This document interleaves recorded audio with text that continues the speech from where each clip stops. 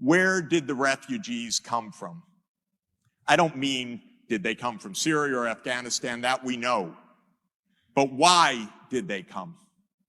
Okay, they came because of war.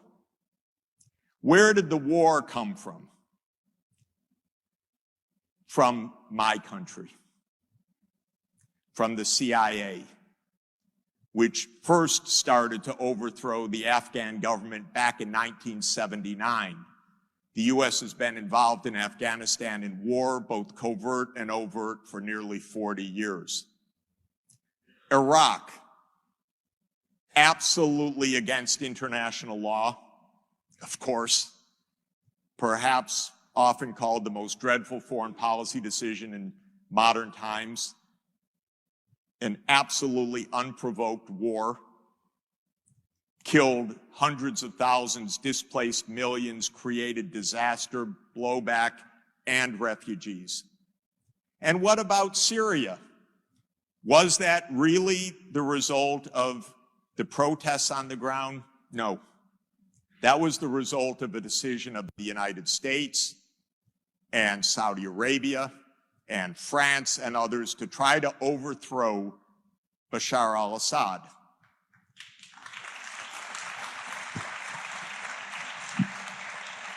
I'm not here to make a brief for Bashar al-Assad, but I am here to say that covert regime change is against the law and is an unmitigated disaster.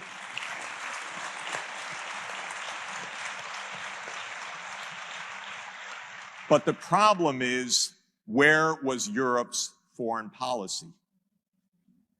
I kept looking. Is there a foreign policy? I even took out my microscope. I couldn't even find a microscopic foreign policy.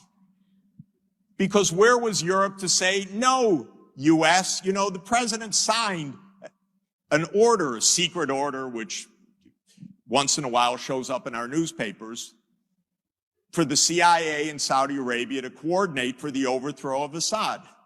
Where was Europe to stand up and say no? Well, some countries in Europe were cheering. That's a disaster. Most were not cheering, but most were completely silent because there's no foreign policy to speak of. So the idea that the only policy is to debate should we accept refugees or not is not right. The real policy is stop the wars that are producing them. Thank you very much. Let me put some concepts on the table that follow Marcelo's remarks just now that I hope we take up in discussion, that I think are very important for us to clarify, reflect, and see whether we can forge among ourselves a consensus. The world certainly does not have any consensus on most of the issues that I want to raise. First, there is one major legal distinction made in the international context regarding migration, and that is the difference of refugees and migrants. Refugees are generally speaking, I'm not giving a precise legal definition, but people who are fleeing for their lives and who fear for their safety if they remain in their home country. There is a legal regime that gives protection around refugee movements that mainly has one idea, and that is the non-refoulement, that you cannot forcibly return people to danger when they are refugees. And this is embodied in the Geneva Conventions. With regard to migrants, that is almost everybody else that is desiring to leave their place of birth and to reside in a different country. There's very little legal regime at the international level that applies.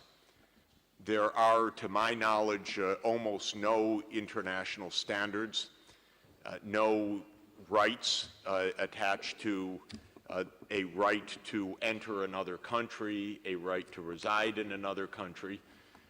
And so there's almost a complete vacuum from an international legal point of view on migration.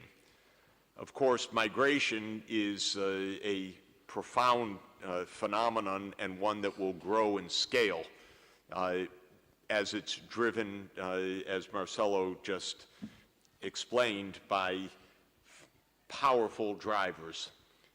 Demographic change, which is an extremely powerful driver, differential economic performance, environmental threats that are growing, catastrophes other than war, which generally do not trigger the refugee category. When people leave a hurricane or leave a natural disaster, they are generally not refugees from the point of view of international law. They are migrants, and they don't have a legal regime that guides their rights, that protects them, and that determines the responsibility of states. It's important, I think, for us to keep distinct these categories, to discuss them, and also to recommend whether these are still realistic differences or whether new categories are needed in view of the complex challenges that we face. But right now we have this very divergent international law foundation. And as I mentioned, the United Nations General Assembly is aiming for the first time to come up with at least some principles, what's called a migration compact, to deal with the non-refugee side of the issue. Now, both migrants and refugees are hugely controversial topics.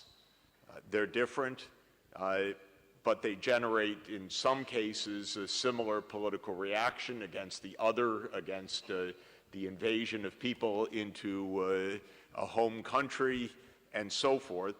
To some extent, they reflect very different dynamics as well.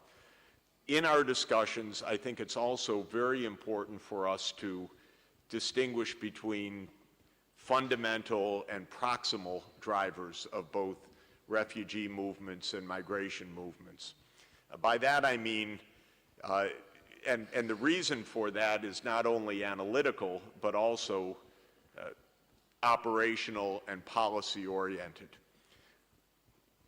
Consider the case of the migrants from the Syrian war right now, coming into Europe and creating certainly Europe's biggest political upheaval in recent memory. The proximal cause is very clear.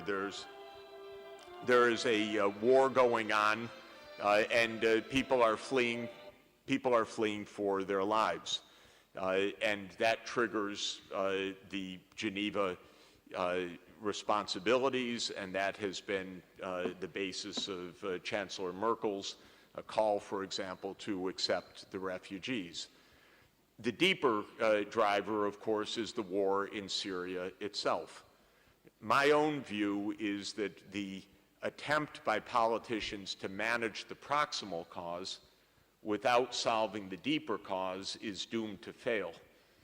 And one of the main reasons why the Syrian refugee crisis is so roiling in Europe is that Europe has no foreign policy regarding the Syrian war. And so to simply seem to be on the recipient end of refugees when there's no adequate, explicable, understandable approach to ending the war itself has led to a public revolt, which says, what do you mean all of these people have to come? There's a war going on. What's happening? And there's no adequate addressing the more fundamental causes. So one point that needs to be made in general about the whole migration and refugee issue is I would make the following claim. It may not be right, but I would make the following claim, that most people, in fact, most people who are today's refugees and migrants would prefer to stay in their home countries if conditions were adequate for them to raise their families and have livelihoods and see a future for their children. So one of the main drivers of both refugees and migrants is a failure of sustainable development. It could be conflict, or it could be poverty, it could be the failure to provide education and health, and therefore a future for children. But the movement of people, not the short-term movement for tourism or business or exchange or visiting, but the uprooting of people's lives to move to another country, generally is symptomatic of a deeper failure. And without addressing these deeper failures, I think we cannot do justice to this topic. And indeed, I don't feel we can keep ahead of the curve. In other words, however enlightened we are on environmental refugees, unless we tackle climate change head on and stop the worst manifestations of it, we'll never stay ahead of the curve. Unless we stop the wars, we'll never stay ahead either politically or logistically of the flood of refugees. Lives will be miserable. So I think we really need to always be stressing the fundamental drivers as well as the proximal challenges. And if it's true that in most cases migration is driven not by positive choice but by a negative push of desperation, we should take that as a starting point, that without solving the fundamental problems, the world is not going to be able to address this. Another point that I want to emphasize is the moral conundrum that mass migration poses, and the fact that ethicists are deeply divided on this issue.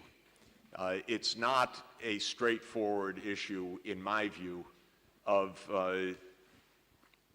good and evil in a certain sense. And here's what I have in mind. Starting from a liberal ethical point of view, one could establish and one could propound a right of an individual or a family to choose where they want to live. And it makes perfect sense to say people have a choice. They have a personal freedom to decide that they want to leave their home country and live in another country. And there is a liberal tradition that says there should be open borders and people should be able to move where they will. Many philosophers and many practical people, and even more politicians and even more of the general public, reject that view because they say there is such a thing as a home community, a home society, and it is not just a group of individuals, it is a community with a culture, with a shared set of values, and it's our home.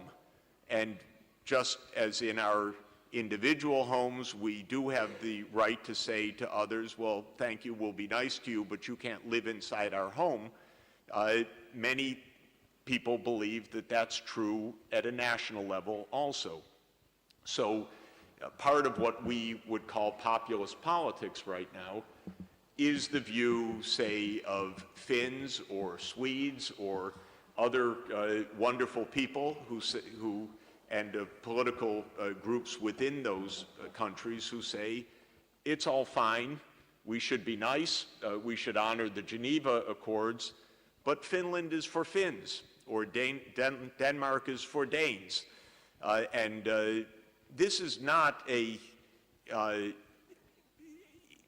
this is not a view to be dismissed out of hand, in my view, and it's a view that is rather deeply held by many ethicists that I think needs to be taken very seriously,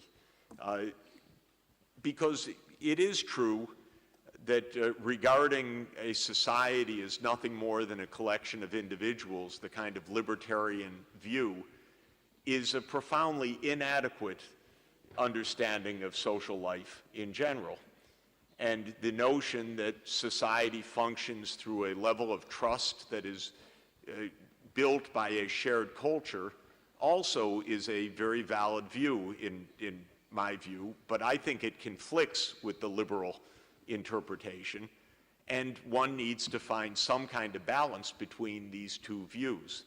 And it's interesting to me that some of the most generous of ethical thinkers, say Rawls, for example, and others, saw no right or no responsibility of communities to accept people from outside.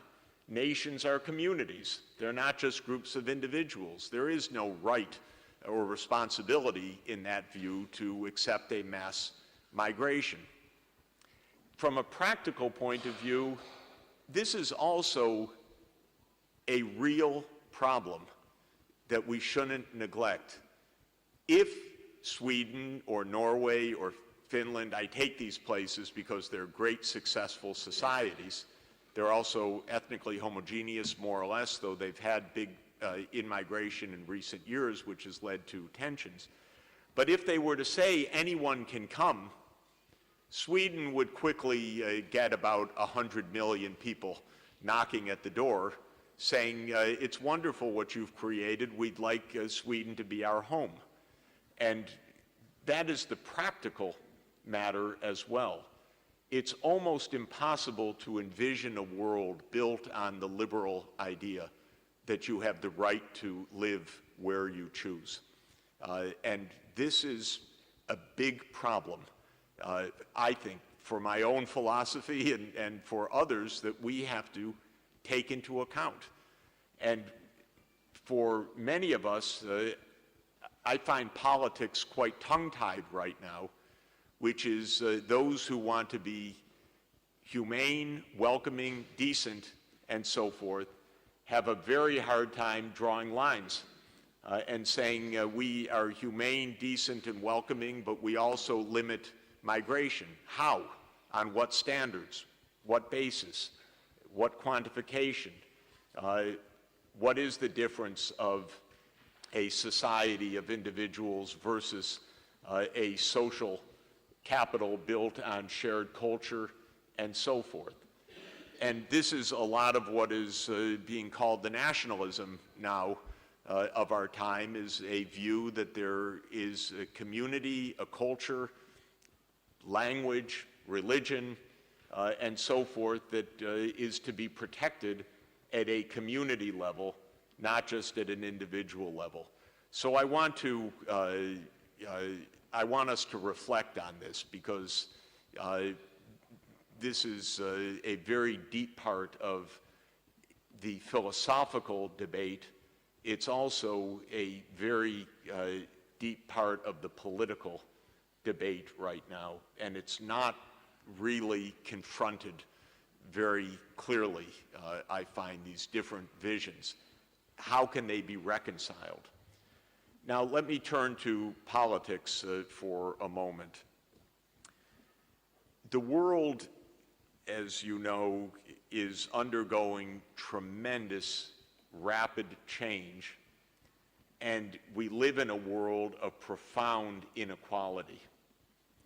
So we have 7.5 billion people in the world, and by the usual accounting, 1 billion live in what we would call the high-income world of about $45,000 average income per person.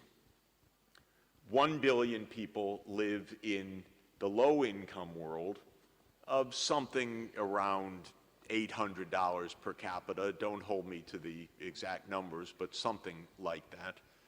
And about 5.5 billion people live in the so-called middle-income world, which itself is divided between an upper middle income and a lower middle income world, roughly half and half of those 5.5 billion people.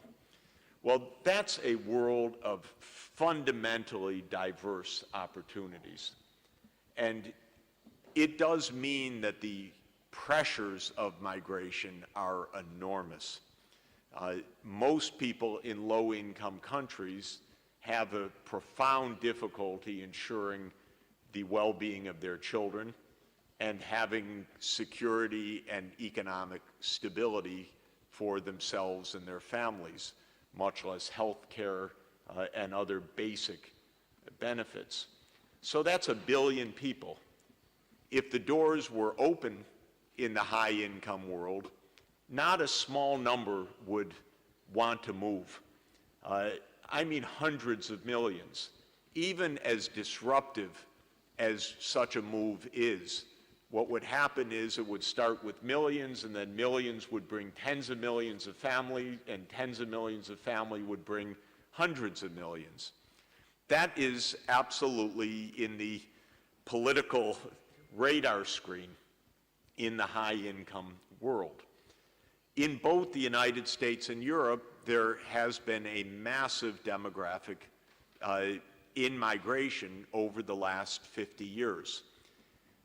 In U.S. history, what happened was that from the late 19th century until the end of World War I, the migration, especially from Eastern and Southern Europe, raised the population of the foreign-born to total U.S. population to about 15% of the U.S. population. That led to an anti-migrant sentiment, and in 1924, the U.S. closed the door on migration in a very racially directed way. The remaining migrants were based on national quotas, mainly directed toward Germany and Northern Europe. And it is incidentally the case that these were really racial and racist quotas that were put on, starting with the Chinese Exclusion Acts of the 1880s, and then in 1924 based on the racial quotas and giving Northern Europe the preference, to the extent that the Nazi lawyers used the U.S. Immigration Code of 1924 as a kind of role model. Hitler praised it strongly in Mein Kampf. It was viewed as a kind of model. You see a society that has woken up to the racial perils. Between 1924 and 1965, there was very little migration into the United States. And even with the World War II, post-war refugee intake, the share of the foreign-born in the U.S. population declined from 15% to under 5%. Then in 1965, a new immigration law was put in place. It was sold as a rather minor change of quotas. It allowed for family unification to be a new theme. It opened up new categories of migrants. And basically, it changed the migratory picture of the United States, leading to a mass Hispanic migration for the first time in basically a century. And the foreign-born population in the United States rose from 4% or so to 15%. And this is the roots of Trumpism. It's the roots of the populist backlash to an important extent. Understanding that rise of foreign-born share, I don't want to make any pseudo quantitative observation, but this 15% threshold triggered a political response twice in the American century, in the early 1920s and in recent years. basically people saying we've reached enough, too many foreigners in our country. In Europe, it's similar, very similar. In Europe, the foreign-born population has similarly risen, roughly quantitatively the same from, I know the UK numbers, they almost tracked the US from about 5% foreign-born in 1965 to roughly 15% today. And this has led to a similar backlash. In Europe, of course, it's a different migration. It's in the UK, it's South Asia, former Commonwealth, Africa, Eastern Europe, now under the EU enlargement. In Europe, it's been a lot of Middle East and African migration, Turkish migration, starting with the guest worker programs in Germany in the 1960s and so forth. And it's also led to a rise of the foreign-born population to something like 15%, and in some countries even higher than that. And of course, the Christian-Muslim tensions have been exacerbated because a lot of the immigration is Muslim migration. And then this is intertwined now with the wars in the Middle East and with the terrorism and so forth. So this is becoming completely explosive. But at the base of it is long-term demographic flows and a societal response to it in some part. By the way, heavily class-based, because generally better educated, college-educated populations are very accepting. High school and below who compete more directly for jobs are much more antagonistic to this migration. So it also intertwines with class, with education, probably with the norms that come with higher education of multicultural acceptance and so forth. There's a big class and labor market response to all of this. There is a lot more pressure of migration coming. Don't doubt it. And therefore, this is not a small issue linked to the Syrian crisis, for example. This is an ongoing and growing issue about the nature of society. And by the way, to come back to this philosophical question about the rights of the home community, empirically, it is not wrong necessarily to say that the xenophobes are wrong. I just want to point that out. If the when the Native Americans confronted the first European settlers, the European settlers said, "Don't worry, we're here as friends. We're just here for, we're just in Plymouth and in Jamestown. We're not going to bother you." And 2 centuries later, there had been genocides, ethnic cleansing, and the complete destruction of all of the Native American cultures and society.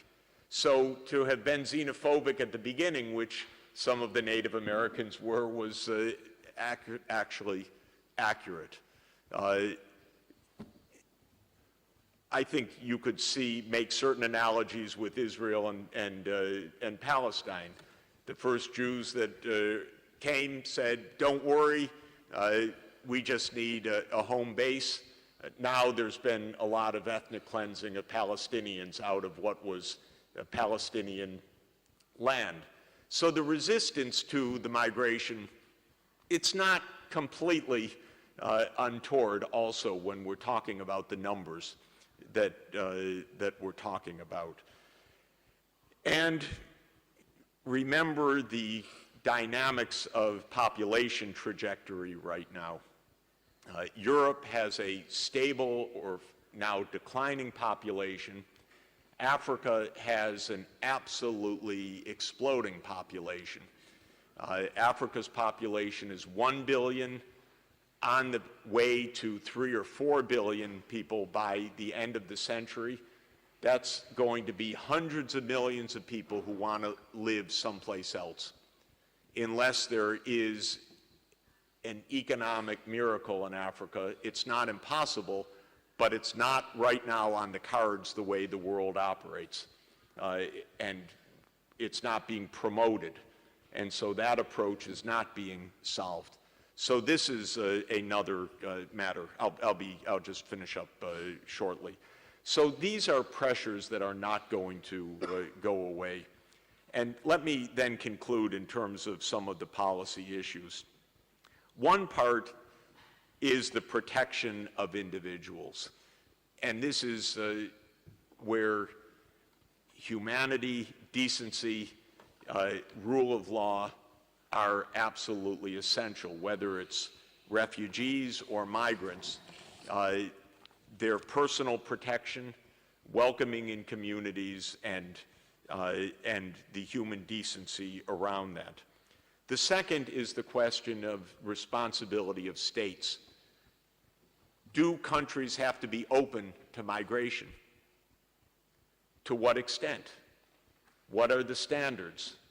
Is that purely a national choice, or is that an international responsibility?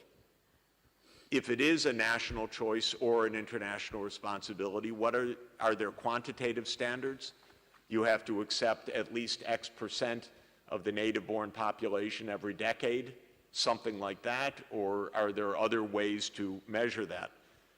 What about the questions of which kind of migrants are accepted? Is it fair to say we take all your skilled and your rich people, but we don't take your poor people, which is what rich countries want to do right now in fomenting and exacerbating the brain drain? Or do there need to be other standards? When it comes to refugees, is the goal integration or protection? To what extent should countries assume that refugees are there to stay? Is that a standard of care, or is that a mistaken idea? To my view, this notion, we have people who have lived in refugee camps for 60 years now, or 70 years. The Palestinian refugees, for example. This is a moral abomination, to my view, and we should not build a policy that accepts that view.